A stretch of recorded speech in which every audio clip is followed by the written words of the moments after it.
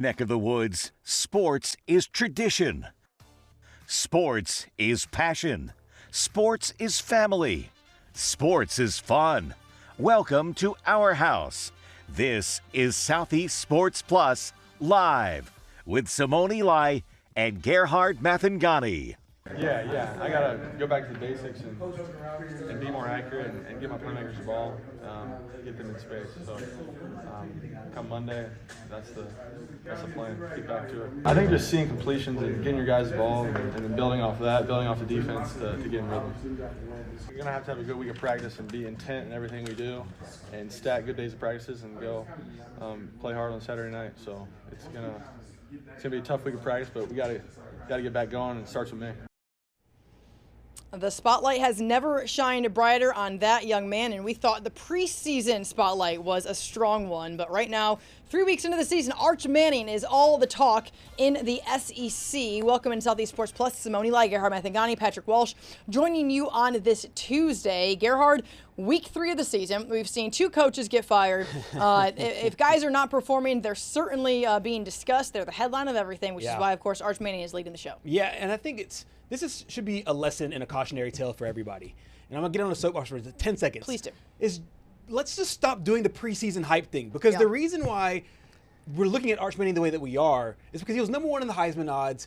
They were the number 1 team overall, and then now it feels disappointing.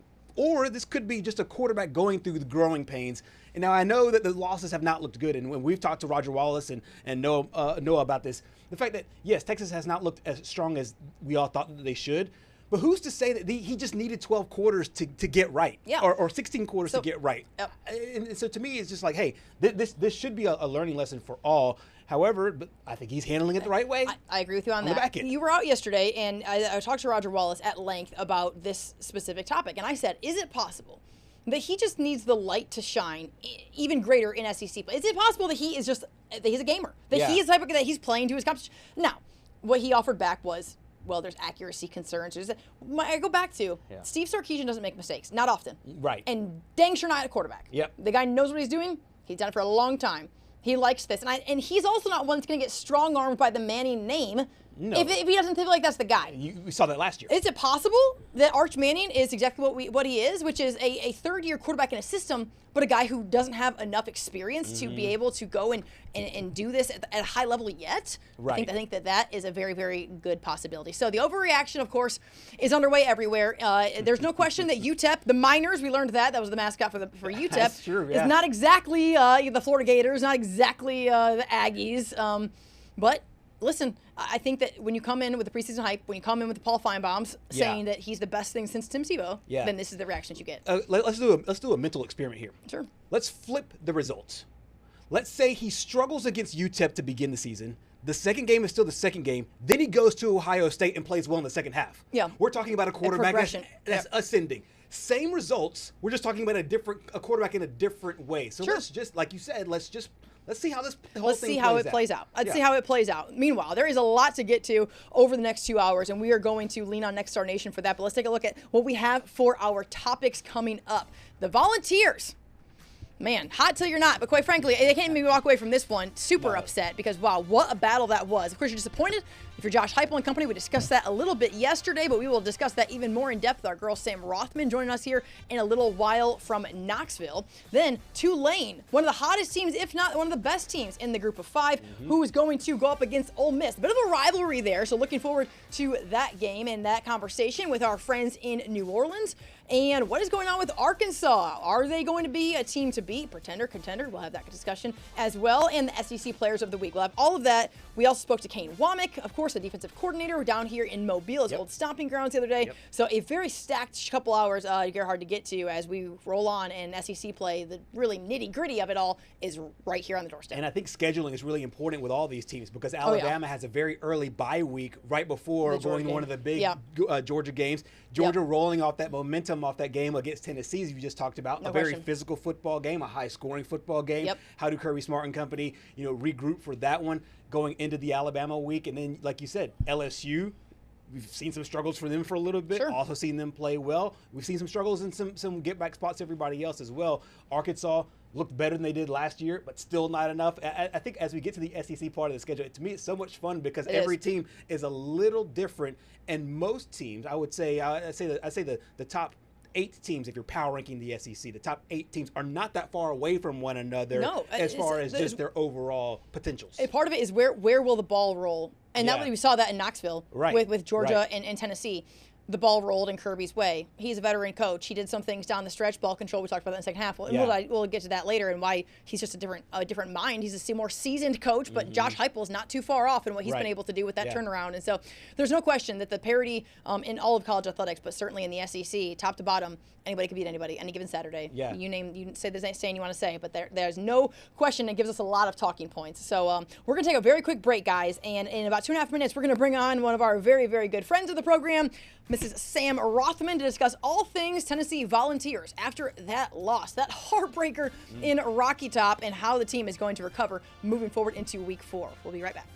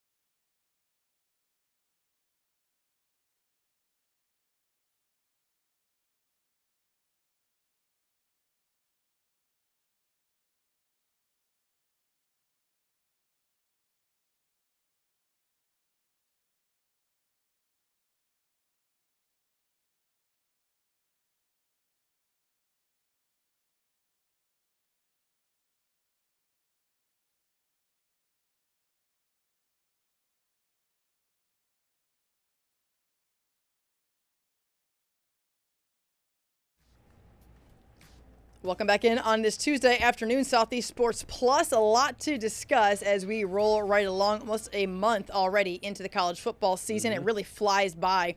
3 weeks in the books, and Tennessee has looked like a different Tennessee than what we have seen over the last several years. Yeah. And a lot of that is due to their head coach, Josh Heupel. Yeah, he's been unbelievable. The way he's handled things off the field, the way he's handled things on the field. He's obviously had to switch up his star quarterback going into this season. One of the few teams that had college football. He went to the college football playoff last year, and they felt like they were a team that would take a step back, but they have not, despite everything. And I know Saturday's loss was a tough one. However, they still look in prime contention to be back in that Final 12. Yeah, and as we often do here on the show, we go to the expert in Knoxville, our girl Sam Rothman, joining us to chat all things Tennessee Volunteers. Sam, good afternoon. Appreciate your time, ma'am. I know it's a very busy week as Tennessee looks to bounce back, but before we look ahead for the Volunteers, let's talk about last weekend. You were there at Neyland Stadium. Yeah. What was the energy like? Let's talk in the first half alone because, wow, there was a lot of momentum, and it was going really, really well early there for the Volunteers. I mean, Joey started the game 14 of 14. It was incredible. And there was a couple of deep balls, and they were stopping Georgia's offense. I mean, it was incredible in the beginning, up 21-7. Mind you, last year, or over the past 3 years, there was like 17 points combined over 3. Like, it was incredible, and everyone was just in disbelief. The place was rocking. It was just awesome. And then the second quarter lull happened, and you just kind of felt like the life was getting sucked out of that place as Georgia got back into it. But then, and they've been talking about that all week. Like, there's so many positives. Obviously, I mean, it's a heartbreaker. It's a gut-wrenching loss, but there are so many positives to take away from this game, and one of those positives is that the guys stayed with it, and the fact that they were able to come back and then lead at the end and then have a chance to win it, like, those are such positives to take away from it. Also some negatives to take away from it too, but I mean, it was just a crazy energy, and it is so hard to do, but you have to feel better about this team after the loss going forward than you did going into that game. And I know that's so hard to do, but you just have to feel good about this team. Like you said, all their dreams, and Miles Kitselman, tight end, talked about it this week, all their dreams, all their goals are still ahead of them. Like, you lost to one of the best teams in the country in overtime. Like, you still have a great shot at not only an SEC title, but the college football playoff. And I was going to ask about those lessons, because it feels like almost every one of their mistakes that cost them the football game, whether it's the penalty late or whether it's Max Gilbert, missing a field goal from the distance that he made literally minutes later in overtime. These are all correctable mistakes. It's not an ability thing. How much of that is being preached of, hey, this is more mental, guys, than it is anything else? Yeah, if there's been one thing that's been on repeat the past couple of days, it's been the small details. Like, the small details hurt them in the end. Missed tackles, not getting off the field on 4th down, not getting off the field on 3rd downs. Just little things that in the end cost you, And I think Kirby said, Tennessee after the game, Tennessee should have won this game. And kind of, but also the fact that Georgia was able to pull out the win, and I know you guys talked about Kirby, that's what Georgia does, and but it's so tough, but it's also, again, you have to think about if you didn't make those small mistakes, and also 2 of their defensive linemen played 60 snaps, they were down 2 defensive linemen, they're down their top 2 corners, and obviously Georgia knew that, and freshman Ty Redmond, he had played great the past 2 weeks, but if you're Kirby Smart, you're going to throw the ball in his direction. And he got burned a couple of times, especially on that late two-point conversion, on that touchdown. So but that's all they've been talking about is the small details. Again, we talked to linebackers coach William Inch today, and he just talked about, missed tackles and just missed assignments. And that's really what cost them in the end, because you guys said they were up 21-7 and they allowed Georgia to get back into it. But if they were able, because the offense looked amazing. The offense kept going. If the defense could have played a little bit better, I know they were banged up, but if they could have played a little bit better, then I think Tennessee leaves with the win. Yeah, and before we hear from Josh Heupel, that's what I want to ask about, because I've been looking down at my computer, and I'm all the way back to 2023, and I'm going to hit 2022, and I'm going to look for the last time that Tennessee allowed 44 points to an opponent. And are we talking about Alabama? in a win on October 15th in 22. Yep. That's the last time. And so a lot is made of Joey Aguilar and what he's been able to do in this offense. Not the problem. There are concerns as to giving up 44 points, even if it is to Georgia and to a very, very talented Gunnar Stockton and what they were able to do, and it being an overtime and all those things considered. You don't win a lot of ball games giving up 44 points in the SEC. No. History is not going to fall on the side of that being in the win column. What is the adjustment that needs to be made, Sam? Yeah. What is Josh Heupel saying about maybe the glaring issue? Is it injuries? Is it lack of execution? Is it misassignments? Is it maybe a little bit of all those things? Well, he's never going to blame it on injuries. He's going to say guys need to step up, and that was kind of what Coach Inge was talking about today. And the players talking about, too. He talked to defensive lineman Joshua Josephs, who leads the nation right now in sacks. It's not, if you look at the defensive numbers, they lead in a lot of categories, but it's just like when they get burned, they get burned. And I think it is just the missed assignments and not being able to get off the field. You saw it against Syracuse. Syracuse, I might be wrong, either 2 of 2 or 2 of 3 on fourth down. Georgia was 2 of 2 on fourth down. Like, if we think about last year's defense, that would have never happened. Yep. And so you have to think maybe it is these younger guys that have the missed assignments and don't have that SEC experience. But at the end of the day, like Heupel always says, young guys don't have time to be young. And like these guys had to step up. And you're down defensive linemen, you're down all this, but at some point you've got to help out your offense that's going out there and just scoring on every drive. You know what I mean? So it's tough. And like you said, all the goals still right in front of Tennessee. Everything is still, and quite frankly, as we've talked about on this show several times for the last few weeks, there's going to be 2- and 3-loss teams in the college football playoff this year. Make no mistake about that. And Tennessee, I don't think it would shock anybody sitting at this table or you in Knoxville if the Volunteers are one of them still standing there in the 12-team playoff. Let's listen in to Josh Heupel this week as they gear up for UAB. Nothing easy about the disappointment of competing in the arena and being on the wrong side of the scoreboard. Nothing easy about that. But as a coach, man, you got to move forward. You watch the tape as a staff on Sunday morning, and then your players, they're in the building on Sunday. They're going to watch the tape with our staff on Monday. Man, when you get done with that team meeting before you go on the field, you gotta flush it, and that's true whether you win or lose. It's always about progress, moving forward, and what's coming. So Tennessee stays ranked in the top 20 for good reason, as they should. And as we know, this team has looked good all 3 weeks. That doesn't mean they fell on the winning end of all 3 weeks. They did the first 2 weeks, then they dropped one to Georgia. I'm going to point to an Alabama team who's in a different situation, but wonder if there could be a similar response, because Alabama seems to be on an upward trend since losing to Florida State. And we talked to their defensive coordinator yesterday, who said, in more or less words, we're learning from that, and maybe it needed to happen, right, for us to get right.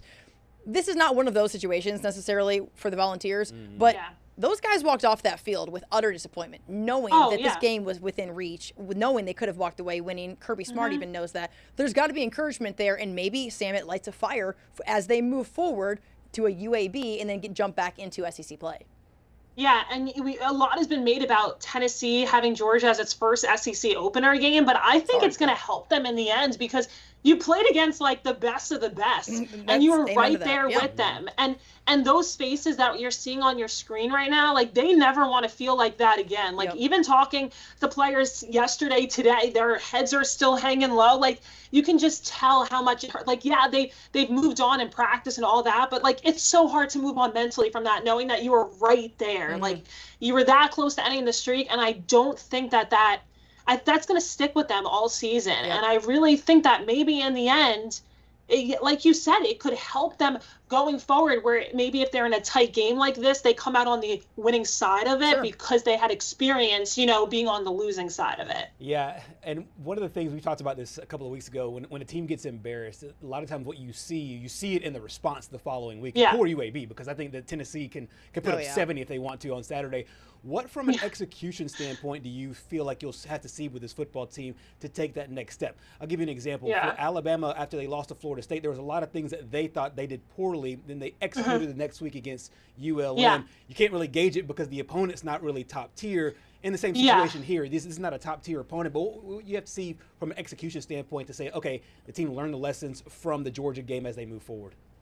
Yeah, I think they would love to see the defense come out and just ball out. Like, even against ETSU, the offense balled out, but there were some times with the defense where they should have gotten off the field and they allowed, a big play or a big run or something like that. Again, as Tennessee, you should not be doing that to an FCS team. So as Tennessee, in the SEC, you should not be allowing a UAB team to do that. So I think that they can get a lot of confidence, get a shutout, maybe only allow a field goal or something like that. Like, that could help the defense. I don't think the offense needs any confidence right now. The offense looks great.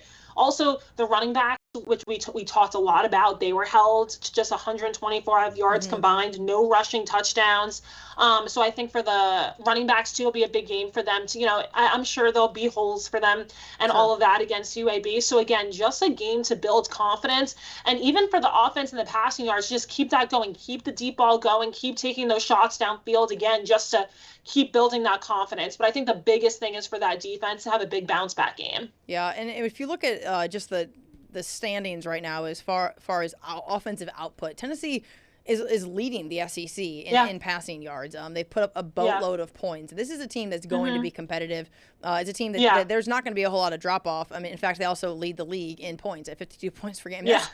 That's strong, and that's hard to beat. I don't care who you're playing, and Kirby Smart will be the first to tell you that was really hard to beat. And sometimes the ball just doesn't roll your way, which is kind of how this one shaped out. Although Tennessee did lose last weekend, it appears they might have also gotten a little bit of a win last weekend, because when you look over there out west and what's going on with UCLA, there might have been a situation with a fired coach, and he's not named Josh Heupel, and a quarterback. And I'm not trying to like downgrade the kid, but like, dang, bro, dang. Sam, break this one down for us, sis. I mean, guys, he can enter the transfer portal again. He can come back to Knoxville. He can do the funniest thing ever. And like, what? I mean, again, like you said, you never want to, be mean to the kid, and he got bad advice and whatever. It was up to him, blah, blah. But what? I mean, go Joey Aguilar. This dude. Dude, absolutely. I mean, go Josh Heupel, because Josh Heupel, and some people would say that he gambled, right? He gambled by letting this guy walk, who probably could have done, I mean, no question, would have done tremendously better in a system there in Knoxville than he has done at UCLA. Absolutely. There's a fired coach in UCLA. I mean, 2 coaches were fired this past weekend, and one of them is the Bruins. And Nico just got there 4 minutes ago, and it's obvious that the grass was not greener. And I think that in a sense, Josh Heupel knew that, but Josh Heupel also said, I'm going to let you find that out the hard way, young man, and then I'm going to go find somebody who's going to fit in my system, who's now leading the SEC in several passing points, categories. Man, he gambled and he won on that. He might have lost that game to Georgia, but he won a little bit. But you have to beg the question: is Joey Aguilar a better fit in Heupel's offense than Nico would have ever been? I mean, who knows? Well, I'll tell you this. I'll tell you why. Has nothing to do with football. Everything to do with mentality. Everything to do with who he is as a teammate. Because Josh Heupel he's done this not just at the quarterback position. He did this on the defensive side. He's done it throughout. That's who he is. He's an old school coach. It's obvious that the answer to your question, and you already knew this, Sam, you've said it every single week, is that you better have a team-first mentality. And for that reason alone, nothing to do with his arm, nothing to do with his play style, that is why Joey Aguilar is the guy for Josh Heupel. And you see what Chris Brazel is doing right now. Like, he is a completely different player than he was last year. And Coach Kelsey Pope today, wide receivers coach, talked about it, that they have to be careful with their words a little bit, right? But he just talked about how the way that Joey throws the ball, he's always giving his wide receivers a chance. Even if it's a 50-50 ball, it gets tipped and lands in Chris's arms. They always feel like they have a chance, and that just gives them confidence.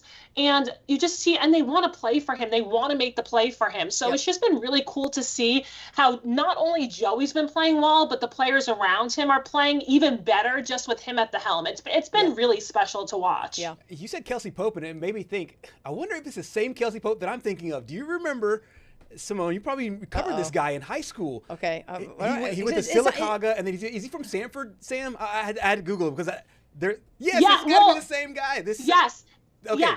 Okay, so I thought when you said Kelsey Pope, I was like, okay, is that the same Kelsey Pope that went to Sylacauga High School? So first of all, I didn't cover him. We're the same age. Gosh dang, Gerhard. Oh, well then maybe I dated this guy. Maybe I dated him further back. Yeah. But no, I covered him back in high school. But I was like, that name sounds really familiar. But I remember he went to Sanford. He went to Sylacauga, then went to Sanford High School or Sanford University, and then played in the NFL. You said that name, and I was like, whoa. Yeah. But I didn't realize he's like such a great developer of talent. Talk a little bit about that wide receiver group. Well, it's funny that you say that today because the past 2 years, fans here were get rid of Kelsey Pope. Get rid of Kelsey Pope. Oh, they got to point the finger at somebody, bro. Yeah. Listen, that's so fickle. Yeah. And now to see, and it's so funny because he talked about the development today. He talked about it with Chris. He talked about with Dante Thornton, who's now balling out with the Raiders, who really wasn't balling out with Nico at the helm last year, but a different quarterback, and he's balling out. And he just talked about the development of these guys and kind of a little bit of a dig at the transfer portal because the young guys like Mike Matthews and Braylon Staley, who really didn't get much playing time last year and could have left, stayed and are now getting more playing time. He talked about it, like it takes some time to develop these guys. And he's like, if they come in and they just ball out as freshmen, you had nothing to do with that. Yeah. But if they ball out in their second season or their third season, it just shows the development as a program. Yeah. And a lot of the recruits, I mean, there were so many recruits there for that game on Saturday. And a lot of them watch Chris Brazel and be like, hey, that'd be fun for me to do too. And look at the difference that he's made. I want to do that. And he said, and like you said, they got the win with what happened on the Nico side, but they also got a recruiting win 2 days ago for sure, for recruits seeing that offense, especially on the offensive side of the ball, saying, hey, we might want to come to Tennessee. Yeah, and that's program building mentality. Yeah. That is exactly what Josh Heupel and any coach at any level. You could be coaching third grade softball, and you want to see something built on itself going into every single season that you're there in the helm. And for Josh Heupel to do that at a program that, Sam, before you were there, I'm telling you, doormat was not the word.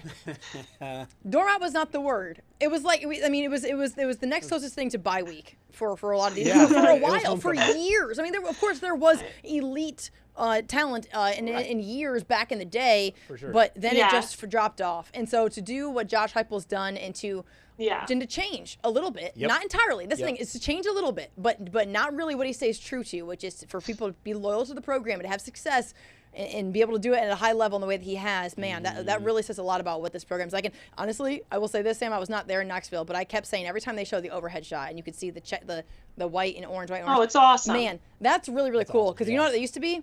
A lot of empty seats. Yeah. It did. It was a lot of empty seats. You didn't see the colors. It was. You couldn't see. Heck no. You could see the silver from the chairs. The sun beating down on exactly. the That's about empty it. bleachers. Honestly, it is not wrong. So, anyways, guys, there's no question that there's a lot of upside in what is happening there in Knoxville and led by Josh Heupel. And I think if anyone's going to get it, I mean, there's no corrected, but if anyone's going to keep his guys encouraged and really just use it as a motivating tool, he's the guy that's going to do it. So, Sam, looking forward to this week against UAB, of course, a team that is trying to figure out who they are, and certainly an opportunity for Tennessee to maybe take a breather and people to get different reps and things like that before they jump into SEC play. So appreciate your time, ma'am, and looking forward to chatting with you next week as they gear up for SEC play and moving forward into the SEC slate. Sounds good, guys. Thanks for having me on. Cool. Thanks so much. Sam Rothman joining us from Knoxville, as she often does every single week to talk about the Tennessee Volunteers. And Sam, man, she doesn't know anything but winning over there. Yeah, but I am telling you, there was a lot of years. We went up there and it was like, hey, they said they get the cigars out in like the first quarter. I mean, it was over. They were smoking, and I'm like, you guys are still playing, guys. Like, hey, they're not even halftime yet. You can't even light those yet. What are you doing? It happened in Bright Denny and it would happen in Neyland. Hey, why delay the inevitable when you can smoke those cigars the second quarter because you know your team's about to win by 3 touchdowns? Butch Jones was in there, and he had a cigar in his back pocket in the third quarter. He probably lit that early too. So, anyways, guys, listen, we've got a lot to get to as we move forward. We're going to talk about a non-SEC battle here just ahead as Tulane and Ole Miss go head-to-head. Two programs who have got a lot of talent, a lot of firepower, two young, great coaches who know what it takes to win at a high level. And we're going to chat with our friends in New Orleans to talk about the Green Wave and much more coming up after the break. Stay with us.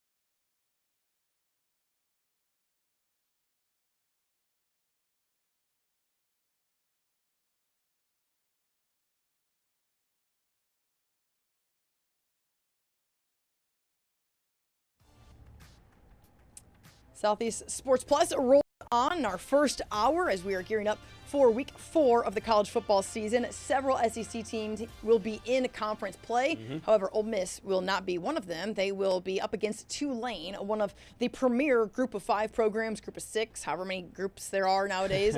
But no question what John Summerall has done there in New Orleans in the last little while has been really, really impressive. Yeah, a lot of changes for Coach Summerall and crew, and had a quarterback obviously go to Duke, and they've had some other players leave in and out of the program, but he still just has that program on the right ship right now and playing this big SEC opponent. And they've seen other teams out of the group of 5 go out and win these games. So there's a lot of confidence there as well. Yep, our affiliate there in New Orleans, WGNO, sports director there, Richie Mills, making his debut. Richie, appreciate your time, sir, joining us here on Southeast Sports Plus. Welcome into the show, first and foremost, and also happy birthday. We're excited that you're spending some time with us here on the show for your birthday. I appreciate you guys for having me. Thank you so much. Always love talking about Tulane football. So anytime they get to match up with the SEC, always a good time. Yeah, it's really special what's going on there in Tulane. Of course, we got a firsthand look at John Summerall when he was at Troy for a good while here in the Sun Belt Conference up against South Alabama in that big rivalry game. And then he goes on to Tulane and really has just continued the trend of what he is, which is a blue-collar guy who can just a player's coach. People just love him to death. I know that you spent earlier today listening to his press conference. Recap a little bit of what that was like in terms of as they gear up for this game against Ole Miss. So John Summerall not satisfied with the way practice went today. And, of course, when you consider maybe their 3-0 hangover that they could be experiencing, of course, they opened the season with a big win over a Power 4 opponent like Northwestern. They have a comeback win in week 2 on the road at South Alabama near you guys, of course. And then here at home, they take down Duke and former quarterback Darian Mensah in what was a very emotional game for Tulane. While, nobody wanted to admit it, the return of Darian Mensah definitely brought out not only the best in the coaching staff, but the players, but the fan base as well. Yulman Stadium was rocking that night. So, of course, after 3 different impressive wins, John Summerall worried about that hangover and, of course, the sloppy start to practice, sort of indicative of that.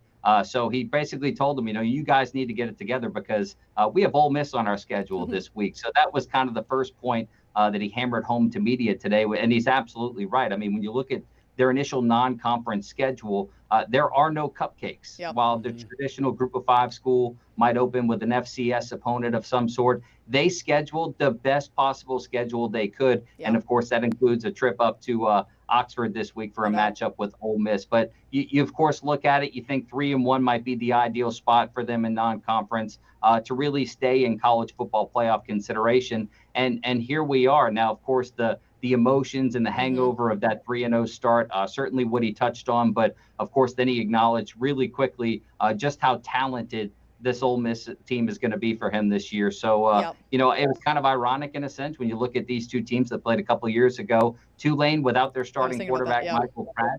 There was a lot of conversation maybe that, if Michael Pratt would have played in that ball game, Tulane might have beat Ole Miss here at home.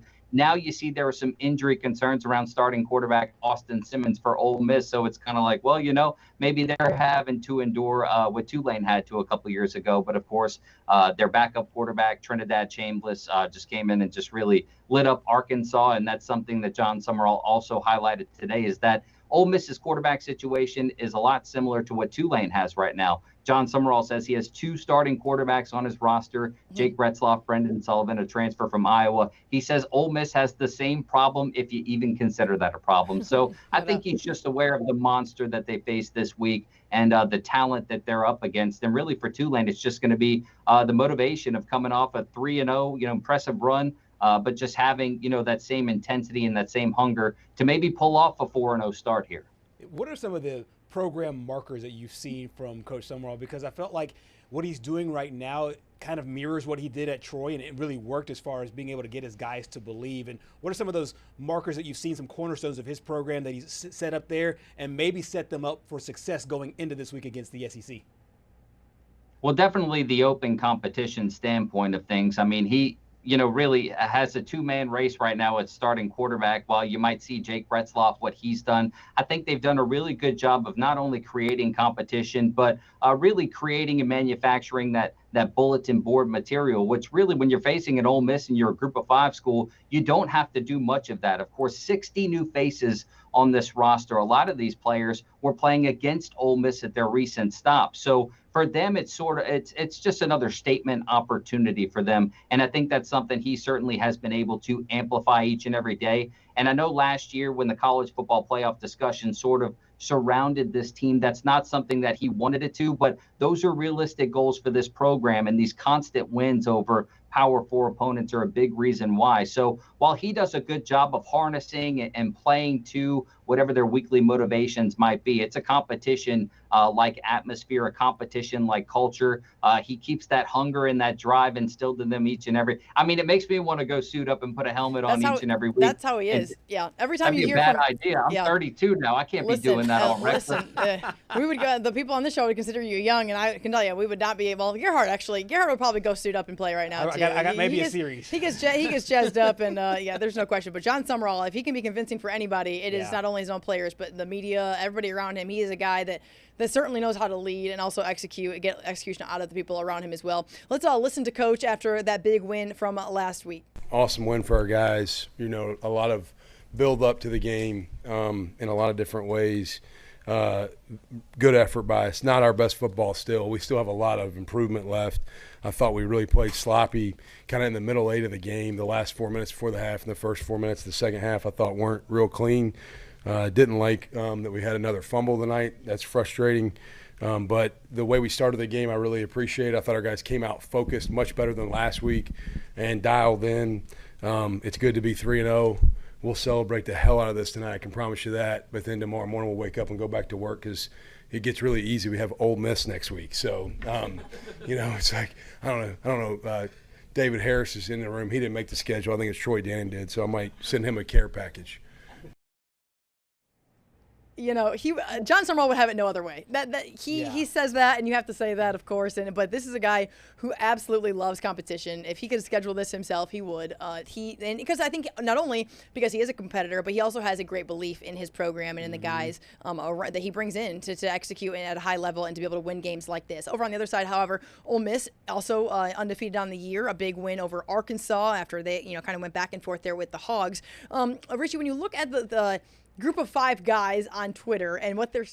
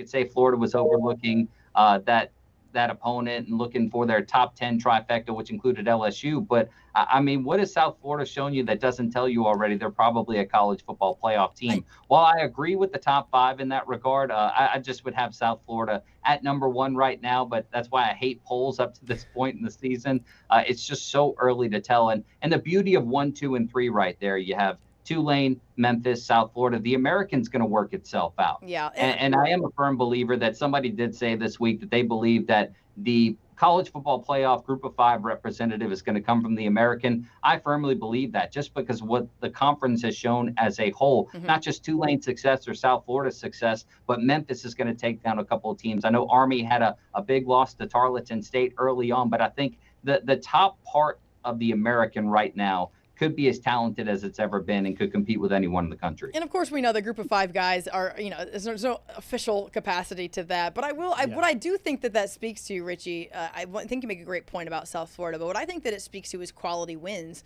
for Tulane, because I think Florida is probably a mid-level American team at this point. So quite frankly, that just might not look very good. Honestly, they're probably putting more credit into the wins over Northwestern and the wins over South Alabama and Duke, because South Alabama likely going to be somewhere near the top of the Sun Belt. Duke, Northwestern, I mean, to me, I think that there's good reason for Tulane to be there, but to certainly be, and we don't have to split hairs on the Group of Five guys poll, unofficial on Twitter, but I do think that it's better to be on that top line than it is not to be on the top line. It certainly is. And I think for someone like myself who's covered the Americans so closely throughout the years, it's a lot like the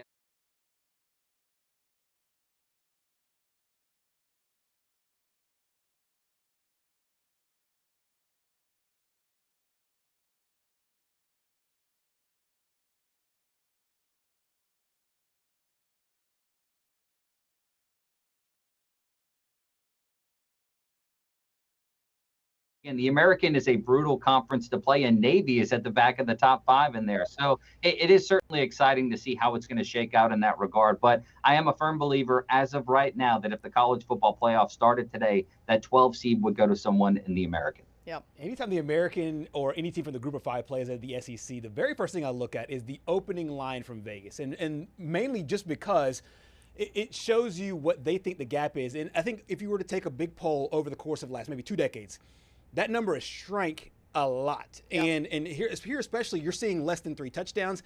In this particular matchup, you're seeing 11.5, 12 points. Just how much do you think that, from just giving the outside perspective, maybe not just this matchup, but this matchup, if you want to talk about it as well, has the American really caught up with what we deem as the power players there in college football in the Power Four and maybe the middle to the back end of the Power Four?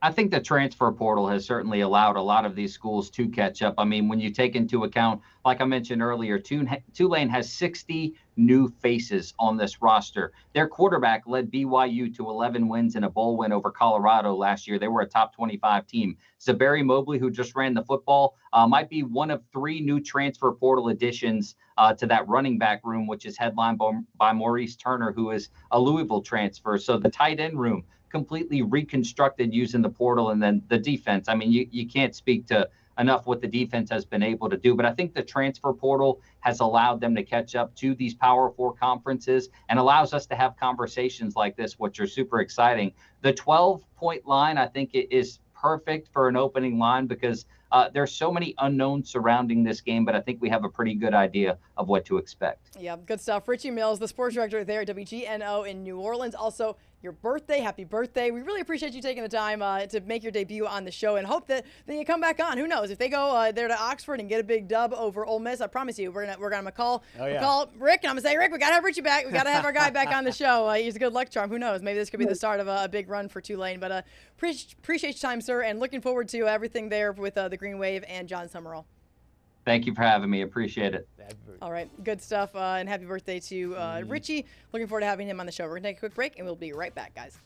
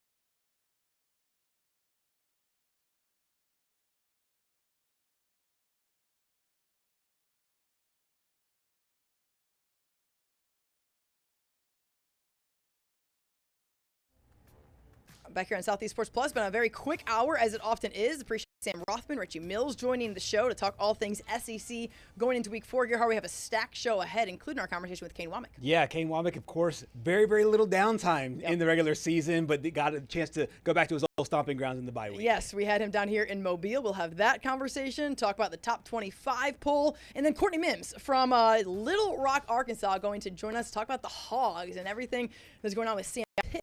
The guys looking to be one of the upper echelon teams in the Southeastern Conference this season. Hour number 2 will join you in just about 3 minutes. Stay with us. We'll be right back.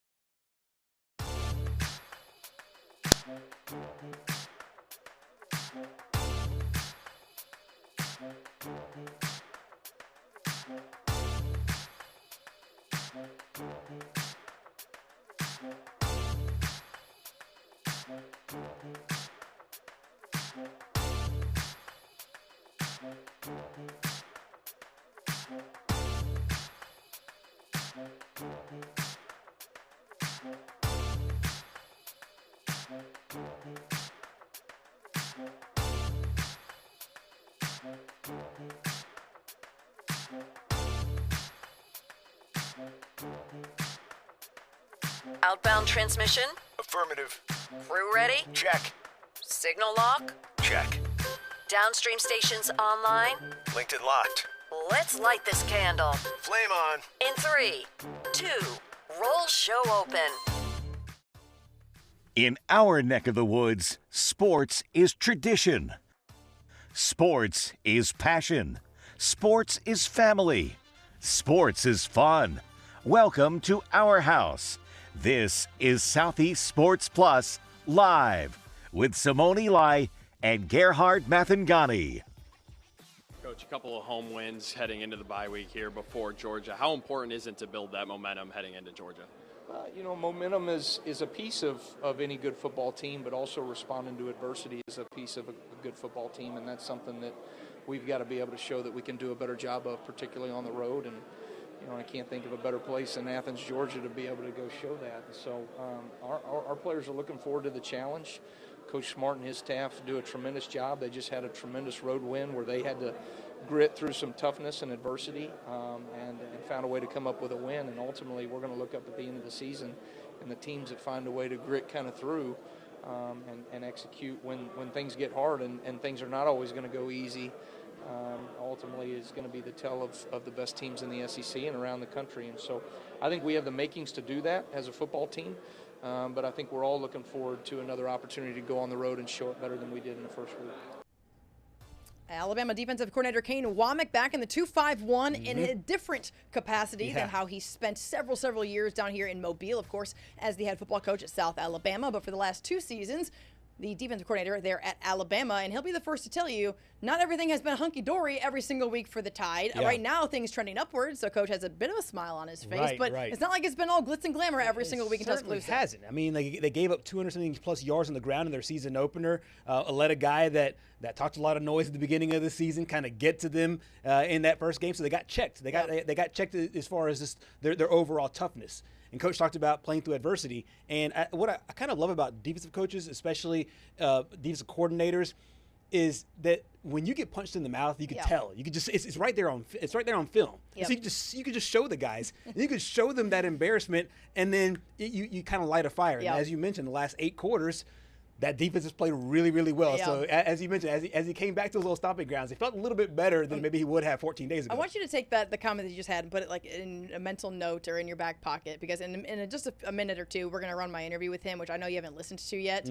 And there's just something notable in that. Oh, really? In what you just said that mirrors what he just said that I think just really aligns with college football coaches, specifically defensive coaches. Patrick Walsh was there for the 68 Ventures Bowl 1st and 10 Club, which is why Coach DeBoer was down here. Of course, it's the bye week for Alabama. They're really, really busy. Patrick, what was your take from Kane there in person? You had a chance to meet him for the first time. Of course, you asked that question, which was offered a great response there from Coach. But overall, kind of what was the vibe like with Coach? Well, it seemed like it was just a very fun, relaxing atmosphere. I didn't realize how big, bulky he was in person. So, he's actually lost a lot of weight, too. That's what's crazy. That's the first thing I said. He lost a lot of weight. He looks good, though. He looks nice and strong. But, it was great atmosphere. It was really nice talking to him. He just seems like a really down-to-earth guy.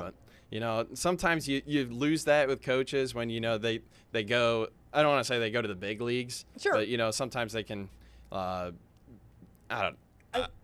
totally get it. They go to the next league. Here's what I would tell you about Kane. So he had that big league mentality as head coach of South Alabama. And I feel like I can say that with confidence, and I would say that to his face. Okay, so he was just kind of that guy. Like, before he even got to Alabama, he already functioned like he was, like, I don't know, a defensive coordinator at Alabama, just as the head coach at South, which, again, similar, I don't know, I'm not going to say it certainly wasn't a vertical move. I mean, it was certainly a step up, and it was one he was willing to take because of his personal relationship with Kalen DeBoer, and I think that it's going well behind the scenes, right? They want it to continue to go well there on the field, but it's funny that you note that, because that's kind of who he's always been, but he's done a nice job of balancing that with being personable as well, like you alluded to there in yesterday's conference. Yeah, I mean, it's just, you don't really know what you're going to get. Yeah. But, I mean, he was really nice to me. Yeah. So he should be. You were holding a WKRG mic flag, so he better be nice to you. He did say hi before you were going to go over and do the interview that we're going to show here in a minute. But, he was asking. He was making sure Gerhard was doing well on the IR yesterday. I know. Gerhard gets sick like never. Never. Hey, but you walked in yesterday, and I was like, dude, you look terrible.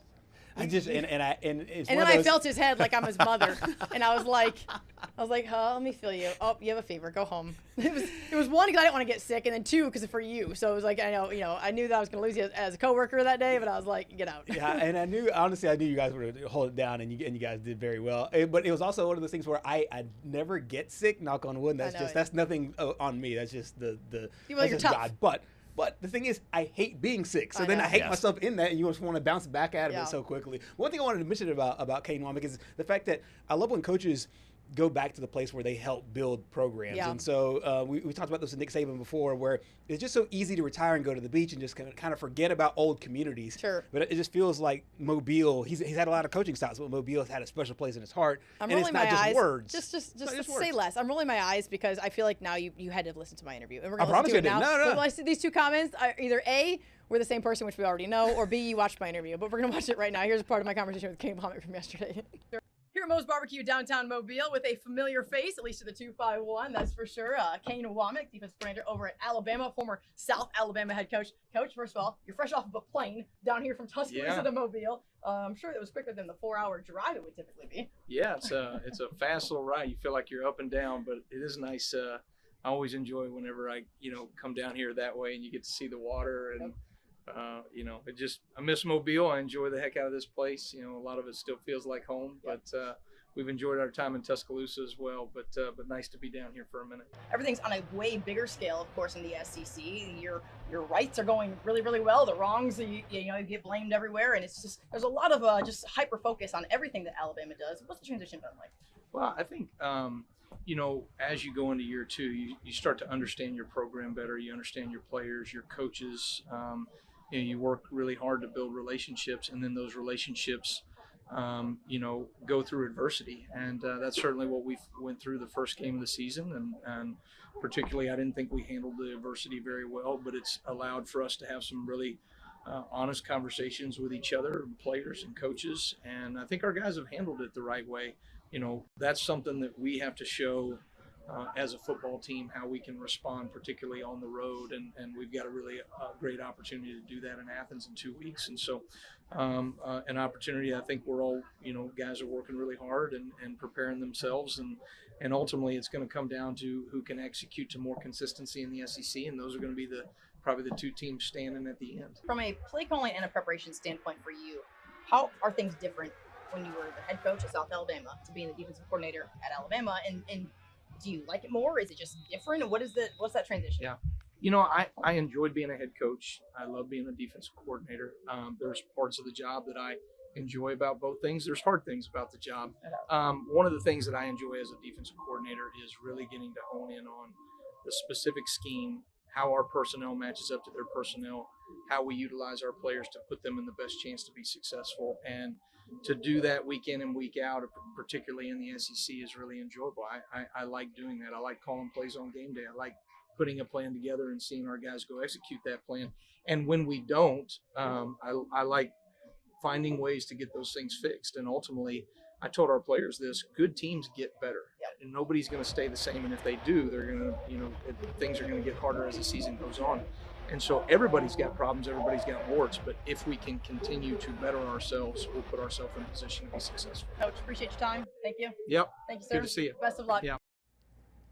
Okay. It's okay. So do you see why I was laughing? That is magic. Because I knew you were out yesterday, and I sent this to the show for Patrick. I knew you hadn't watched it, and I'm like, dang, you could just written this. I mean, not only obviously the comment about Mobile, which is mostly a layup, except for that nobody asked it until I got there, which was really another. That's I digress there. But two, that's defensive coaches that's funny, and their obsession with the chess match. I'm married to a defensive coach, so you know this. And Kane Womack is the ultimate defensive coach.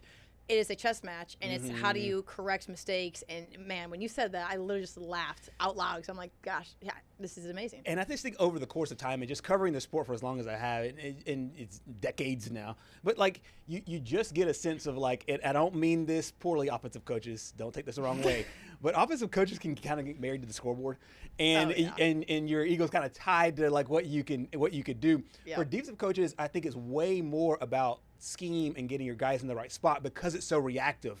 And offense is so proactive. And so I feel like for him, just being able to turn the lights off and spend 2 hours and just go over what you're going to do and or what you have done in the previous game, and then formulating what you need to do, there's just a special challenge in that. So I would see as a head coach stepping into a defensive coordinator role, whether it's high school to college, college to pros, or any realm of that, you just embrace those certain challenges. And obviously, like the stuff with Mobile, I mean, he said that last year, so you kind of like glean on that. I think it's genuine. And for sure, every time he comes down here, be it the Senior Bowl, Celebrity Golf, or just down here for personal reasons, and we talk to him, he genuinely has a love for Mobile. He was here in 2 different capacities, 2 different times. And so you know that he really does love this place. I think he's excited about the opportunity to be there, and he deserves to be there. Yeah, and I think there's also a lot of self-awareness, too, on the back end about where, this team is and how he is. And I do think that people used to say, Nick Saban used to he didn't say it, but he liked when his team came off a loss because then he had something to challenge his guys. And I think these coaches, they like when their team gets punched in the mouth. Yes. And they're like, okay, can you respond? And so far they have. Yeah, and it's so funny that you bring up that because we talked to Brian Holland yesterday about Brian Kelly, who as well publicized that he went off on a reporter who was asked about his offense after that win. And something that he said in an effort to justify going off was that when he gets off the field after that sort of win, 20-10 in a rivalry win at home, that the coaching staff is split. So he's trying to use this as a reason for why he could go off. Right. The coaching staff is split. The defensive coaches are happy because they held them to 10 points, but the offensive coaches aren't happy because they only scored 20. Okay, first of all, that's a lie because you're right. The offensive coaches might be mad they didn't hang 70. Okay, at the end of the day, there's a one letter that matters, and that's a W. Exactly. Whether you scored 20 or scored 45. Right. But I will say, offensive coaches, and like we have 17 plays that are going to absolutely score a touchdown mentality going into every single game. They're so tied to putting points on the board, more so than defensive coaches are to getting a shutout, even though shutouts are something that they're proud of. Sure. Man, these offensive coaches, like you said, they're a different breed. They are. And they're married to it. And I guess you get it because if the game ended in the very first quarter, the game starts 0-0. Yeah. So the defense already has a quote-unquote win. You're just trying to protect that win. The offense has to be the one that's the aggressor. So I think coaches get a little, they feel a personal connection to, hey, I got to score. We got to scheme these guys up and score these touchdowns in order to be able to get these points. Well, I think with press conferences, and I saw that on social media, I think timing is everything. I think if they would have started with the win stuff first and then got to that 10 minutes later, I agree. But sometimes, as better. You know, you get called on when you get called on. Yes, exactly. And then you get the question. And like I said yesterday, Brian Kelly has 100 million reasons why to just take a deep breath and answer the question and roll on. I don't want to hear that you just came off the field. You won. Exactly. You won, dog. Right. And if you lost, I still don't care. I care. Actually, I care less. Okay. All right, guys, we're going to take a quick break, and we're talking about the top 25 poll when we come back. And then a little bit later, we're going to check in with our girl, Courtney Mims, holding it down in hog territory, talking all things Arkansas. That's ahead on Southeast Sports Plus.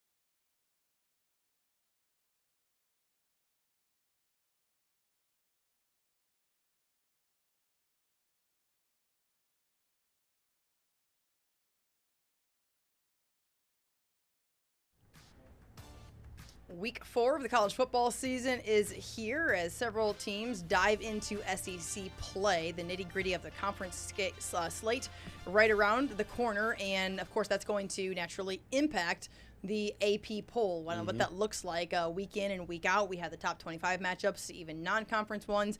And wow, this is the first time I've really looked down at the entire list. And some of these numbers and where teams have fallen to surprises me. Patrick, let's look at 21 through 25. Notre Dame goes 16 spots to 24th. They almost come off the board, the Fighting Irish do, after the wild loss at home to Texas A&M. Dissect that one for me, guys. To a ranked Texas A&M football team. Yeah, that one's a little it's a little hard to comprehend with Notre Dame, unless they just think, hey, we cannot have an 0-2 team in the top 20. That's the only thing I can think of, is just that, hey, they haven't won a ball game yet, let's just drop them down. But you're right, they've played tooth and nail in the I didn't think about that, because you do look at like the record. If you're just record watching, then yeah, maybe. But like everyone, I think I saw somebody say this Notre Dame team is good, like really good. Yeah. Like, I mean, don't sleep on the fact that they have played 2 games in like 25 days or whatever it was to open the season. Yeah, I mean, you look at game 1, they lost a close game to Miami. We think Miami's going to be pretty good this year. And then they lose a close game because of a muffed hold against Texas A&M. And I mean, you're talking the changing 2 or 3 plays and they're 2-0. Yeah. But I mean, I kind of find it a little bit surprising that they are ranked, though, I will say. You think that they're on the board at all is surprising, really? I feel like 0-2. You lose your first game, you're off the next week, and then you lose at home to Texas A&M. 0-2. I mean, they're on the outside looking in of the college football playoff already, and it's going into week 4. And the caveat for Notre Dame is that they're not in a conference, and so, but in ways that, if you look at it this way, you could really make an argument for that could be beneficial to them, or that could be hurtful for them. In this situation, it really could go either way. Yeah, and I always like to play the game of like, okay, if you're going to look at the teams purely on record, that's one thing. If you're going to look at the teams objectively, that's another. On a neutral field, who do you like, Notre Dame or BYU? Yeah, come on. Who do you like, Notre Dame or South Florida? Who do you like, Notre Dame or South Carolina, given where South Carolina is right now? Yeah. I like Notre Dame over all 3 of those teams, despite where they are right now in their record. I think 24 is fine right there. If you were to have a team that has not won a game, that has a number by their name, this one is okay with me, just given the way that they play. And like you said, there's razor-thin margins in the first 2 quarters. Yeah, if you pull up those 5 teams again, Patrick, there's 2 SEC teams. Auburn moves up a couple spots to 22nd after the win over South Alabama, which wasn't like some dominating win, but they did what they needed to do to have success there. And then Missouri moves up a couple of spots. They were 25th, now they're 23rd. Okay, moving forward and looking at the next 5 teams here, Vanderbilt up to the top 20. They were not rated. Now Vandy is 3-0. Pavia said several weeks ago, I'm winning a national title with my Birmingham Bowl ring. I'm winning a national title, and now they're 3-0. Gerhard, explain it. Honestly, I do. They caught a great break, obviously, in the fact that the starting quarterback for South Carolina got hurt in that football game. But they put up 31 points at Williams-Brice. I mean, Lenora Sellers doesn't play defense. Yeah, I mean, they went out there and really dominated a really good South Carolina football team. Did you see the block this guy threw? If you haven't seen it, I mean, I'm like, dude is risking it all. I mean, left shoulder, but still risking it all on this. I'm like, man, that was intense. And not to mention, I mean, like, I don't know if you've been keeping up with Diego Pavia on social media. He's apparently got a thing where like his mom can now go on a date with Theo Vaughn. But who is that? Why would you offer your own? He's a comedian. Theo Vaughn's a comedian. He's hilarious. And if he does like those AI images with the babies and him and Rogan, they do those baby casts. Yes. Those are hilarious. I'm a woman and I'm not a guy who laughs at what I would consider as things that are not I'm funny. just so beyond confused on why that's even a thing in general. He is not cute at all. Why did this become the Diego Pavia claims Theo Vaughn deal to Tate mom came with Tate McRae's stipulation? What is that? I have no idea what that headline even means. So apparently, I guess it was supposed to be like a doubleday situation where if Theo Vaughn can hook up Diego Pavia with Tate McRae, then I only know Tate McRae because of my niece. And Tate McRae is like who is Tate McRae? She's a singer. I'm a million years old. I swear to God. She's a singer. Honestly, I didn't know her before my niece told me about her. That's what my niece's favorite. I see her. Okay. Yeah. What does she sing? She sings a lot of pop. She's 22, and that's It's about Diego Pavia. I just mean I don't feel as bad about myself anymore. Is my point. I feel worse about you for knowing her, but it's fine. No, I know her because of Jada. My niece, she that's an excuse. That is an excuse. That's her favorite artist. You broke me first. Oh, I actually love that song. See, you do know. I had no idea. Greedy, X's. That's the one that Gerhard listens to. She's All I Want to Be. Actually, that's his favorite song. She's All I Want to Be. So there you go. Tate McRae. Okay, let's continue on with the top 25. We got a much more important interview to get to here in a moment with our girl Courtney Mims, who's probably listening to this thinking, what are they talking about right now? Maybe she knows. Is she already with us, Patrick? Yeah. She is? Okay, well, maybe we'll just get to her here right now, actually. If we can bring her in, we might as well. But maybe she knows Tate McRae. McRae, yeah. Tate McRae. But as we move forward through, we got her. Okay, what's up? Hey, Courtney Mims, do you know who Tate McRae is? I do know who Tate McRae, McRae or McRae? It's McRae, yeah. Yeah. She came here to Arkansas not too long ago. Okay. A buddy of mine was like, "You want to go see her?" And I said, "I think I know one song, you like broke Exes." Me first. Exes? Oh, that's Gerhard's favorite. Yeah. Exes is good. Oh, see, I don't even know that one. Yeah, I don't know either. Listen, all I know is that that apparently there was something going on with Diego Pavia's mom, Tate McRae, and there was supposed to be a double date. Yeah. And so did any of that actually happen, guys? Like, did they do that part? I don't think so because the McRae part of it is a new wrinkle that Diego just put out there. So I don't know. I don't know if they've made that happen. He might have just thrown in like a last little bit. He's like shooting his shot right there, Courtney. That's what they would call that. Wasn't his mom? There was something on the sideline too with one of the podcasters. Yes, that's where it all stemmed from. Yeah, with Theo Vaughn. Yeah.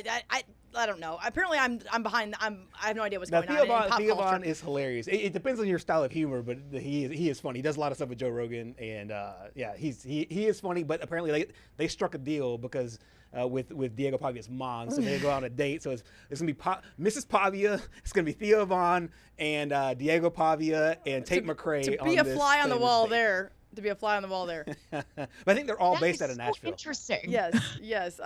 Without further ado, our girl Courtney Mims is joining us. A tad earlier, we were gonna go to break and then come back, and then we're like, hey, we have Courtney, so why not just rip the Band-Aid off? Let's go through the rest of the top 25. Well, we do have Courtney on the show. Patrick, where were we? Well, we totally went off the rails here. So you look at 11 through 15. Courtney, weigh in on this if you will. Tennessee stays at 15. After that wild game against Georgia, we knew that, man, there was going to be a lot riding on that one as far as just momentum. But honestly, not all is lost. We talked to Sam Rothman in Knoxville earlier today about all the goals are still ahead of this team. Alabama is going into the bye week there and now at 14th after they got the victory over Wisconsin pretty handedly, and Ole Miss one spot above there. When you look at those three teams, just your thoughts on where eventually Arkansas will play a couple of those, although they did just play Ole Miss last week.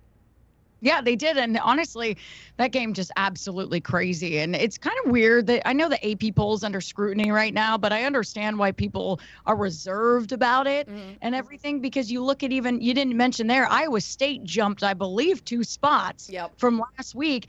And they battled with Arkansas State, who everybody was saying, well, Arkansas faced no competition and Arkansas faced no competition. Well, they faced Arkansas State, beat them handedly, and Arkansas State kept it way closer. Should have won that game over Iowa State. Let's be honest. Let's be honest. Should have won that game over Iowa State, and Iowa State jumps up 2 spots.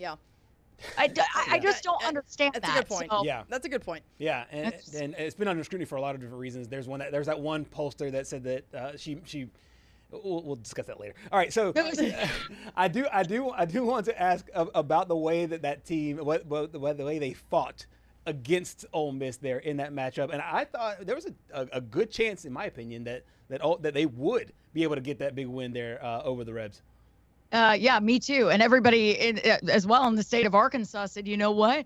They have a chance to win this game. And so you go into why they had a chance to win that game. It's the offense and Taylon Green, right? I mean, he was absolutely electric in that matchup against the Rebels and did something that no other quarterback did with his stat line as well, which I believe he threw for over 300 yards and had over 100 rushing yards in a single game, which again, my brain is correct here. He's the first Arkansas quarterback to do that in a single game. So that's incredible.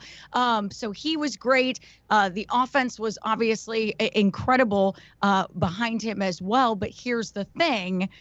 The defense was not that good. The defense has issues, missed assignments, missed tackles, miscommunication. They were beating themselves before the snap. And so that was Ole Miss capitalized on that and capitalized that very handedly with a backup QB, quite honestly, guys. And so That was where Arkansas had a downfall, but they were able to stay in that game with how good this offense is. Bobby Petrino, year 2, it's just as advertised with Taylon Green. Yeah. So that was great, Gerhard, great.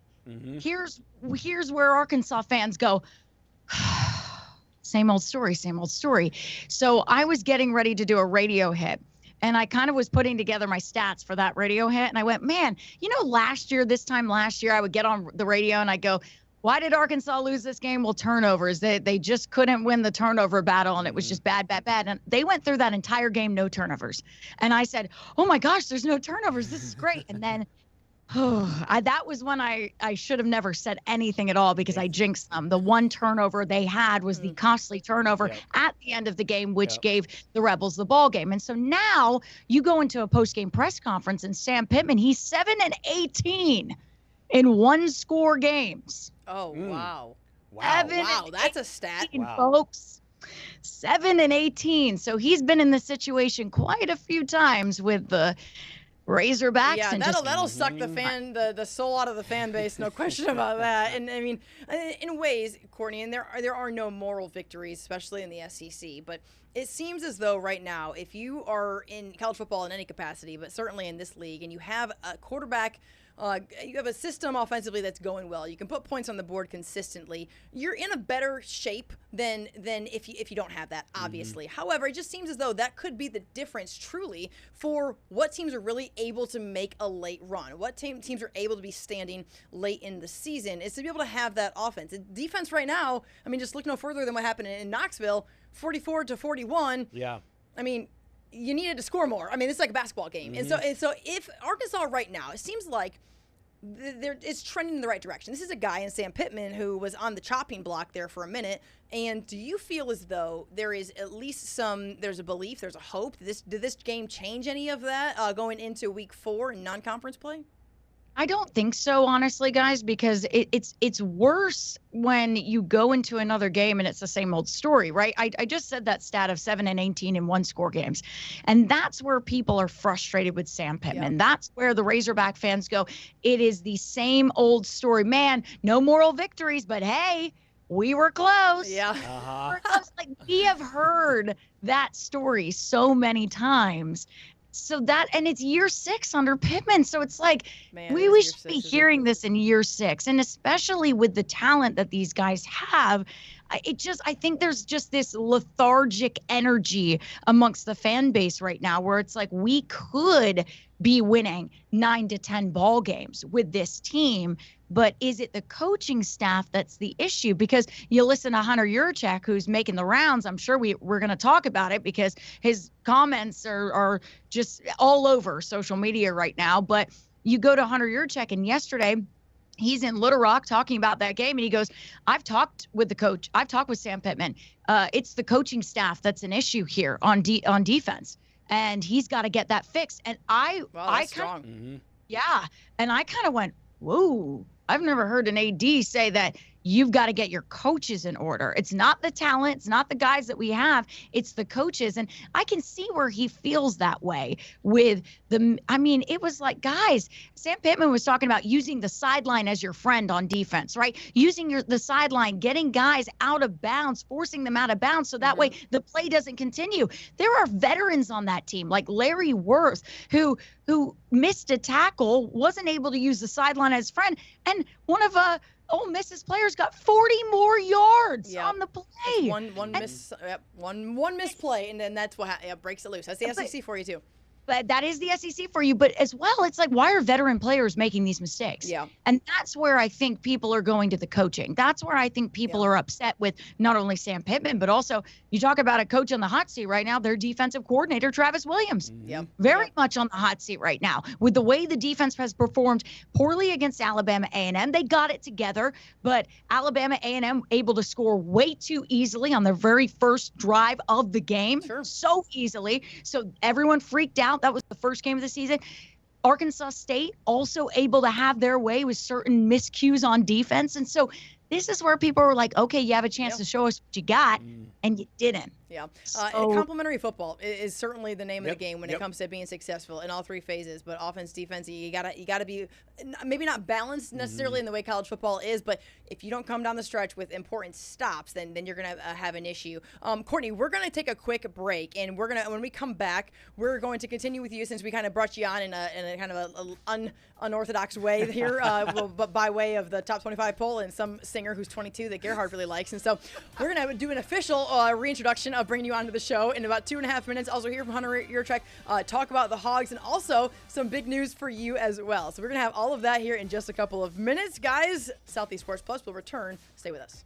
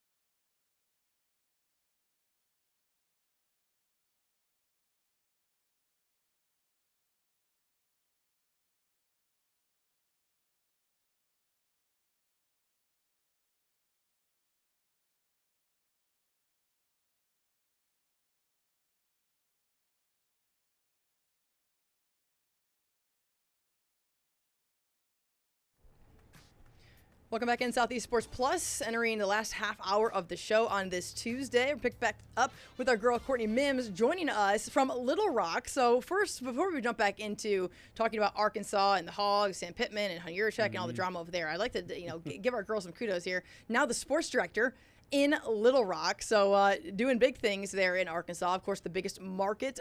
Courtney, tell us a little bit about your new role, what it all entails, kind of having to balance several hats, not only in the SEC, but out of the SEC. What's life like? And congratulations. Thank you so much. I really appreciate that, guys. Yeah, I kind of said, you know what? I've enjoyed being in Arkansas for the past 4 years. I just wanted to expand on my coverage here. Nice. So it was kind of like, you know what?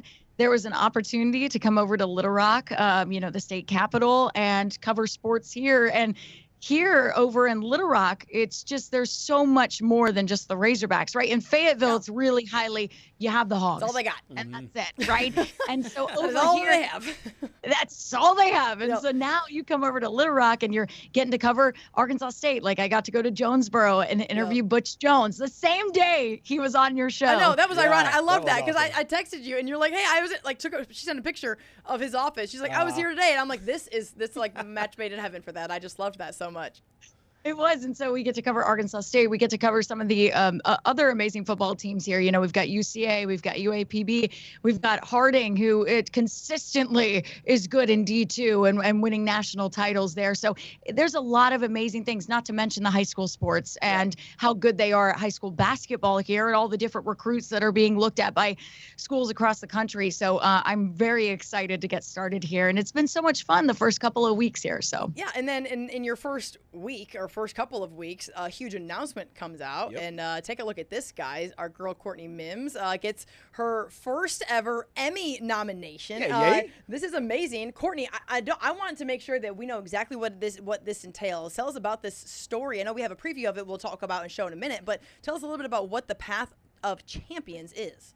Yeah, so we decided about a year ago that the 30th anniversary of Arkansas's national championship in basketball, that 1994 national title that Nolan Richardson and that team won, we wanted to commemorate it. And they were doing a bunch of 30th anniversary events. And I kind of said, look, we could go live from all those events and do that. Or what about if we did on the day a look back at how they got there, how they did that, the path of champions, right? That's how we got the name. I wanted to show you this path of how they got there, because everybody knows, okay, they want to talk about the Duke matchup. Okay, I get it, but there were so many other matchups on that run that were so fun, that had a lot of lore. I got to talk to Corliss Williamson, Big Nasty. I got to talk to Scotty Thurman, got to talk to Nolan Richardson about it. And it was just so much fun to get to put that together, especially me as such a basketball fan. Growing up around the sport my entire life, this was a dream come true for me. And so it really was a passion project that I wasn't going to submit for an Emmy. I was just kind of like, I loved it. It was so beautiful. And it was somebody who had watched it, a viewer, that said, look, this needs some recognition because this was so cool and such a cool project. And so I'm so thankful that the committee decided to say, you know what, we like this too. We think this is a good thing too. And I'm so thankful for the nomination, seriously. Well, I would love to take a look at some of it. I've not even got a chance to see this. I know I've heard incredible things about it, but let's take a little bit of a preview of what this all entails, and then Courtney can tell us how it is that viewers can go see all of this piece. Take a listen. When you have a legacy, this is something that you talk about several times throughout the year, not just 25 years, not just 35. This is something that people's going to always talk about because, we was once the first to do it. And I hope we're not the last, but this is something that you can't never get tired of talking about. And we're still talking about it 30 years later. Dave England said to me, when you look up a complete team in the dictionary, a picture of this team should show up right next to it. That was what was so special about this group. Courtney, as we have seen, each one of those 6 opponents offered a different challenge. That's what makes winning the NCAA basketball tournament so difficult. It's why the top seeds often fall short along the way. So what did this team have that was missing in the Miller, Mayberry, and Day bunch, which got the ball rolling in the late 80s but couldn't climb those final steps to the title? Well, ironically, it was the same thing missing the year before the title run. Bigs who could play with their backs to the basket. Courtney, I was going to date myself here now. I told these guys during the sound that as a kid I remember watching those Nolan Ryan teams from way back in the day. What did you glean from the 40 minutes of hell and just the way that they played basketball and just the style that they brought game in and game out, and of course on that championship run? Well, you just said it, the 40 minutes of hell. My dad being a basketball coach for all his life and getting to grow up, seeing the game a little bit closer, I know he did. And when I was growing up, idolized Nolan Richardson and the way he played and just putting the pressure on for 40 minutes, playing aggressive, not backing down. And it's not just a way you play, right? Yeah. That was what Nolan said to me. It's a mentality. It was never always about what you did on the court. It was a mentality that you had throughout the locker room. Yeah. And that's what really propelled them on that championship run. When we got to sit down with Nolan, he looks back on it and he goes, yeah, everybody wants to talk about the actual national championship game, that Duke ball game, which, guys, there's so much lore in that everybody knows, where some analysis said the smarter team will win and that Arkansas took that to heart and all of that. And so there's so much lore there, but at the beginning of the run, just how scrappy those games were, that there was a fight that broke out and one of them, Scotty Thurman, gets kicked out of the game. And it was this mentality of, wow, we are going to do this no matter what it takes. And that is 40 minutes of hell. It's not just putting the pressure on the court. It's just having the mentality of, you know what? We are the better team and we are going to win this game. Is there a way that folks can view that entire piece? I'm sure it's online somewhere. And where would that be? Yeah, you can go watch it on YouTube. You can go watch it on our website as well. I know a lot of people have watched it on YouTube just because it's there in its full entirety. But if you I guess Google or search Pig Trail Nation Path of Champions, it'll pop right up. It's right around 23 minutes or so, 22 minutes, not super long. But I promise you, if you want to look back and some cool memories and stories that you may not have heard of on that 94 run, I recommend giving it a watch. I learned a lot that I didn't know, and it was really cool. Talking about basketball in present day, and I promise I know that we're in the middle of football season, but also being a basketball girl myself, I can't help but at least ask. I thought that I would about fall out when I saw John Calipari wearing a red jacket the first time, and I mean, honestly, I almost did. I about fell out. I never forget it. My brain and my eyes were not. There was an issue with what I was looking at after years and years and years. Of course, with time run and what he was doing there in Kentucky. What has it been like covering Calipari, Coach Cal at Arkansas? And is it still? It's still weird to even say those words. To be honest with you, it's still just strange.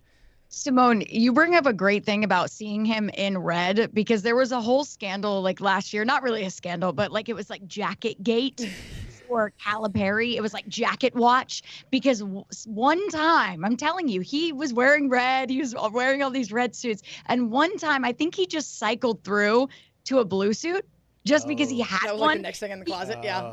Yeah, because he wore like red with it, if that makes sense. Yeah, like accent color, yeah. Right, but he wore a blue suit, and it got the fan base. They were like, "Oh, he still cares about Kentucky." Oh my gosh, this is bad. Were they playing Kentucky by chance? Because that would have been really fun. They were not. They were not. When he made that. his return, I was there in Rep Arena when he made his return there, and oh my goodness. That was an atmosphere that I will never forget. I'm so happy I have that moment so I can tell my kids about it, because it was so crazy that Kentucky is warming up on the court. That's their team. That is their team. That's their current team with their current head coach. And everyone's looking at one of the tunnels. And it's because Coach Calipari is about to walk out of that tunnel. And nobody in that arena cared that Kentucky was warming up. They wanted to see Coach Cal. And so I think that was just a really special moment that nobody really I can't even capture it by telling you. We were being told to get off the court because the Kentucky was warming up and they had to warm up. And Mark Pope was like, "Get them off our court." And they Mark Pope's like, "Hello, can y'all move on, please? Can everyone move on, please? Everyone move on. Nothing to see here." Nothing to see here. No one's coming out of that tunnel. No one is, but everyone wanted to get the reaction. It was phones everywhere pointed towards the tunnel. And I just remember Cal coming out with this little like smirk. And it was just this little smirk that he had towards the camera. And it was just, he was enjoying every moment of it. And then Arkansas goes and beats Kentucky. And you're like, oh my gosh, this is crazy. This is crazy. And so it was a great moment. But it's been great to cover him. I actually just got to speak with him last Thursday. And he's just so happy to be here. I think he's relieved that he doesn't have the pressure of coaching at Kentucky anymore. He still has pressure, but it's not the pressure of coaching at Kentucky. And the fan base was getting very, I don't want to say nasty towards him, but they were kind of fed up. Right? No doubt. And it got toxic. For sure. It got toxic. It got toxic. And so I think he's just happy to be in a place where everybody all day is going, "Man, we have Coach Cal. This is awesome. This is great." They're happy to be here. They're just like, "Hey, everyone knows this guy. They know who he is. They know his name." And the joke is that they hated him for so long, but now they're happy to have him as their coach. Like, we used to hate you, but now we love you. So it's fine. You're our guy now. You're our guy. And we are going to play some sound from the athletic director, and I don't want to step on the sound because it's great in and of itself, but it kind of goes to the notion of Arkansas wanting to be kind of an everything school. Not like Kentucky where it's purely basketball, or Kansas where it's purely basketball, or Duke, and no disrespect for the other programs, and not like an Alabama or Oklahoma or Michigan where it's hyper fixated on football. But Arkansas believes that they could be one of those teams that kind of competes in no matter what season you're in, your fall, winter, spring. Talk a little bit about that now that you're on the outside looking at it from Little Rock and seeing it from a state perspective and not hyper-focused right there in Fayetteville, just on how they think their athletics program can be. Well, yeah, they definitely are an everything school. That's what they want to brand themselves as. The problem with being an everything school is that you're not funneling all that money, and that's where Hunter Yurachek is kind of in a rock and a hard place, so to speak. And I understand why people are upset with him right now and upset with the soundbite that we're going to play, because while he had good intentions in saying these things, people are very upset that they have the reality is that, yes, basketball and baseball, yeah, they're all good. And track and field has won, 39 national titles or whatever it is now, and so, yes, there's a lot of good sports at the University of Arkansas, but that means that you're not going to be great in a single one of them, right? If you're good at all of them, you might not be great at a single one. So they're still hunting for a national title in basketball. It's the last one being 30 years ago is not great. Not great. Let's so listen you to got to have one now. Yeah, let's take a listen to this sound and get some reaction from them. There's a big canyon within the SEC where we sit at a $181 million budget. There's multiple schools that are over $300 million for their operating budget this year. That's within the same conference. But at the same time, I'll tell you, I know the focus is on football and we all want to win in football, but at the same time, those schools have been outspending us for the last decade, and we've still won more SEC championships among more sports than any school in the SEC. And so I think we're doing just fine at the University of Arkansas, and I think we're set up to win a national championship in men's basketball moving forward. We know we're set up to win a national championship in baseball moving forward, and I think we're set up in several other sports to win a national championship. Football, where we are right now, we're not set up to win a national championship. I'll just be brutally honest with that. But I think we're set up to compete really well in the Southeastern Conference. Hot dang. I know. I wanted to say not dang, but wow. Okay, so there's lots to unpack there. And I think none bigger, Courtney, I mean, you set this up perfectly. And it is really, when you are good at everything and solid at everything, you're in everything school. I'm not going to say you're in nothing school, that's dramatic. But then at the end of the day, I don't think anyone can disagree with this on this show right now. You win a baseball national title, you're happy for a week. You win a basketball national title, you're happy for a month. You win a football national title, you're happy for life. You win a football national title, and you're happy for life. That is how fans are in the SEC. Baseball, we're really proud of it. Yeah, okay, great. We're gonna be out there a couple games a week, get our hot dog, get our popcorn, and man, go Hogs, right? And be in there in Hoover, Alabama, and be excited to win an SEC title and all this stuff. That's great. Football changes your school. Football changes the landscape of the rest of the trajectory of the university. And I think that when Hunter Yurachek ends that statement by saying we're not there yet, that's not what you, I mean, he's honest, but that's not what you want to have to be saying either. And in this day and age with NIL, Courtney, I'm not sure there's a path to be able to be great at everything anymore. And you're exactly right, Simone. And I also want to say this to Hunters. I think we understand the sentiment. You just didn't need to say it out loud, so to speak, because here's the thing. That doesn't help you with recruiting. That doesn't say to football players, well, if our own AD doesn't think we're set up to win a national title, why would I? Why would I want to come play there? Why would I want to come? That football players go to a school going, I'm going to win a national title. Look at Diego Pavia. If you've seen anything of what he said, he's like, he truly believes Vanderbilt can win a national title. Honestly, he did say that. He did say that. He truly believes that, and that's great. I 100% give him props for that. Yeah, but everyone can dream. You don't want your AD saying that you're not going to win a national title or not set up. And here's the other thing, Simone. We talk about the SEC. We're on a show about it, right? And the SEC, quite frankly, is the top conference and should be. Football, and I know people disagree with that. I know, I get it. I understand, but it should be the top conference in football. And so if you're set up to compete in the SEC, in one of the top conferences in football, in the top conference, in my opinion, in football, why are you not set up to win a national title? Because if you're good enough to compete in the SEC, which he says, you should also be good enough to compete for a national title. That doesn't make sense to me. You're spot on. And I don't really know what, and we gotta go to break in a second. And Courtney, you make a lot of really great points. And I think that when he does say there's a $300 million budget over here, at the end of the day, players are going to go nowadays where it is that they can get paid. And going into next season, as we've talked about on this show several times, that cap is going to be on every program. And that $20.5 million that they have to divvy up between athletic programs, that is where Arkansas, I think, is going to have to make some tough decisions, because there are schools in the SEC that are putting 18 of those 20.5 to football alone. And just wait. Because you do that at Arkansas, you're not going to have the best of the best baseball anymore. You're not going to have the top echelon in basketball anymore. And you're going to have ticked off John Calipari's because he doesn't have the budget that he had before it was all legal when he had it at Kentucky. And this is where I'm also going to say something else Hunter Yurachek said that's putting him under fire right now, is that he said that, he talked about college sports right now as like driving down a highway, that there are so many of us that if we know there's no cop on that highway, we might speed, right? We might go 65 on a 50, right? Or we might go 70 on a 50 if you're really, pedal to the metal, right? He said there's a lot of schools that are doing that right now, knowing that there are no cops on the road. They're going into a third lane and they're speeding. Right? He said, Arkansas, we're not going to do that because I think that's a really dangerous place to be. What if when when push comes to shove, things come down on us and then suddenly they decide, okay, Arkansas, you weren't going, on the straight and narrow. You weren't following the rules. You get a 5-year bowl ban. Or something. Whatever the punishment is, we don't know right now.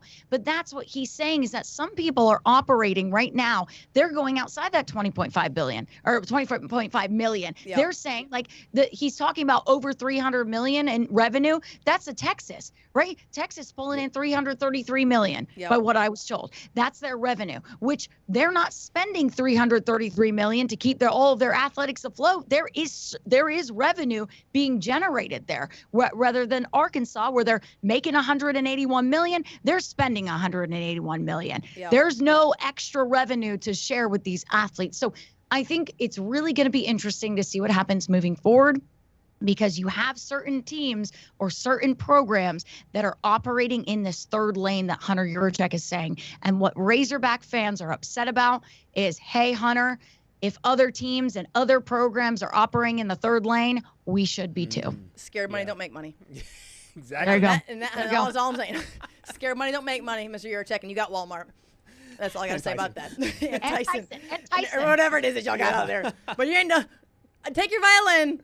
I'm going to kick a hole in it. I don't want to hear about it anymore, all right? I mean, Courtney, exactly. Appreciate the sentiment, my guy, but you're going to be okay. You're going to be okay. Courtney, thank you so much for your time. Congratulations on all your success, all the accolades, well-deserved. We're super proud of you, grateful for your time, and looking forward to continuing this conversation about Arkansas, man. It's one of those programs that we do not know what we're going to get week to week, but we know it's going to be entertaining. Especially if we're talking to you.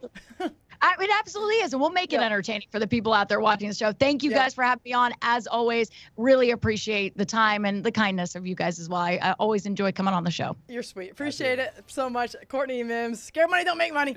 We're going to take a quick break, guys. We'll be right back.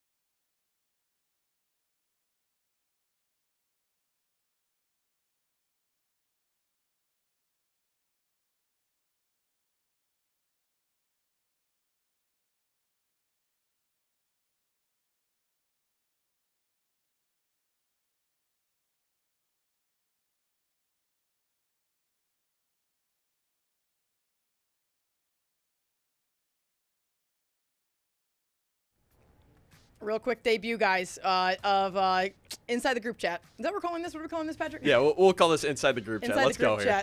Okay, so this was some conversations. So everyone said that Tennessee was going to win. I'll give a quick recap here. And they didn't win. So I was like, dang, I would have lost because I picked Tennessee. And then Gerhard's like, no, you idiots. You would have won. And I was like, what? Yeah, because it was 3.5. I mean, y'all help me. Y'all help me. Okay, so no, it's actually kind of perfect here because, yeah, you thought you would have lost the bet, but here's the thing. This is the reason why you have those half-point markers. Why do I never know what's going on? You get that hook. It's early in the season. You get that hook, you're It's early in your betting career. Yeah, very. The good news, actually, no, back to messing it up again. I should have put money on it because I would have won. Yes, yeah, you would have won. My thing is this. Everything is straight up to me. If I picked one, if they didn't win, then I lost. She's a money line bettor. And honestly, this is probably the way to go. Money line. And then we'll slide you into spreads. However, you would have lost your money line, but you would have won your spread bet had you bet Tennessee.